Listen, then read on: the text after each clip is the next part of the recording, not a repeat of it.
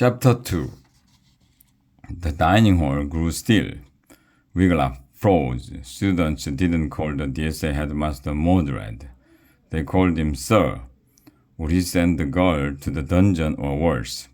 But Mordred only smiled. Soon, my dear, he said. Very soon.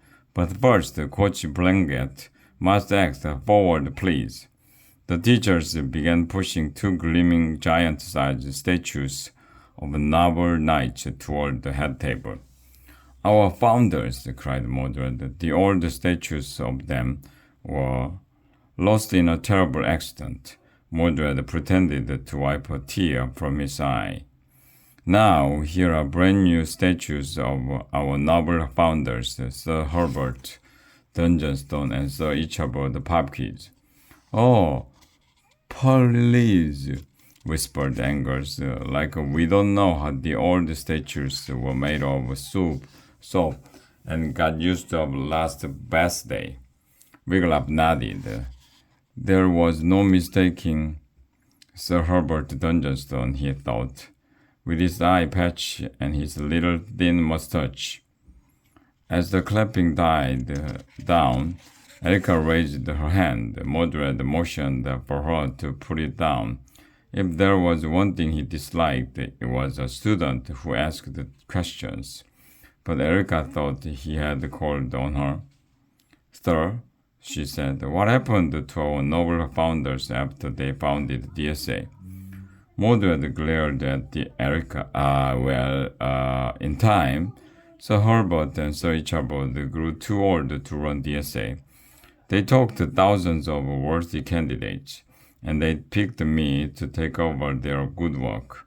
They retired to the home for aged knights on a palm tree-covered island off the coast of Greece. They are very, very happy, he smiled. Snap! The yellow-haired girl snapped her gum. Once more, the room quieted. Students held their breath. Surely now Mordred would send her to the dungeon. But the DSA headmaster only chuckled. He glanced fondly at the girl and said, Time to reveal my big surprise. Tobled stood and trumpeted once more. Do-do-dee-do-do. Master X and Coach Plunkett yanked the cloth off the stone archway. It fell away and revealed a brand new sign. Dragon Slayers Academy for lads and lass. Erica gasped. He knows I'm a lass. And he's not kicking you out of school, said Wiglaf happily. Erica rose to her feet. Thank you, sir, she cried. This is a happy day indeed. Sit down, Mordred bellowed. I will tell you when to stand up. I will tell you when a day is happy. Sit, Erica quickly said. She looked stunned.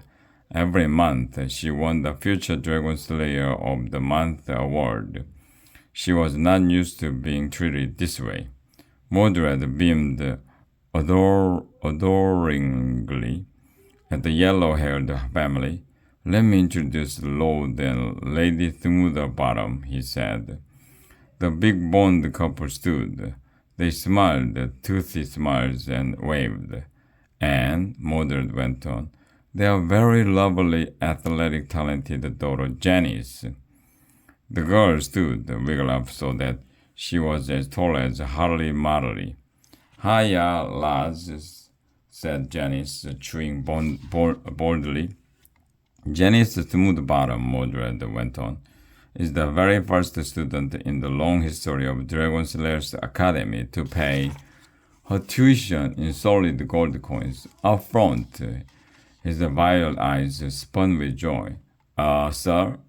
Coach Plunkett elbowed the spellbound headmaster. I think you mean to say that Janice is our first girl, cried Mordred. Yes, girl.